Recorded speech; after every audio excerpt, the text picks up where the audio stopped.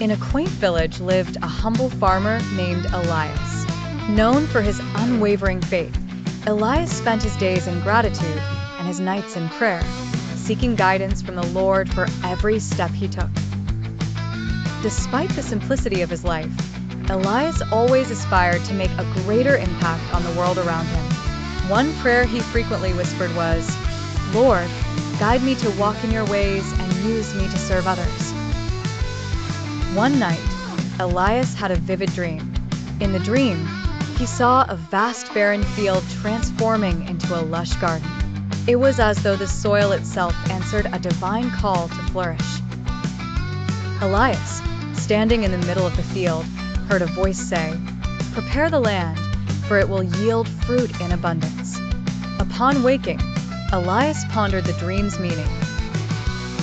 He decided that God was calling him to cultivate a barren piece of land on the outskirts of the village, long abandoned and forgotten.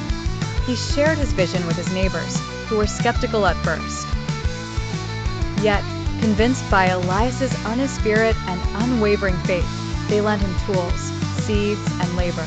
With great zeal, Elias worked tirelessly, toiling under the sun and nurturing each seed with care. His prayers guided him, often inspiring innovative methods of cultivation that seemed uncharacteristically advanced for a simple farmer. Months passed, and the field once barren began to sprout with life. Eventually, it transformed into a thriving garden yielding fruits and vegetables in abundance. News of Elias's miracle garden spread far and wide, attracting farmers and villagers from neighboring areas. They marveled at the sight and sought Elias's advice and guidance. With humility, Elias shared the practices he had developed, underlining the importance of faith and prayer as his true sources of wisdom. The garden became a symbol of divine guidance and prosperity. Elias's village prospered as the garden supplied ample food, and the teachings he shared inspired others to seek divine direction in their endeavors.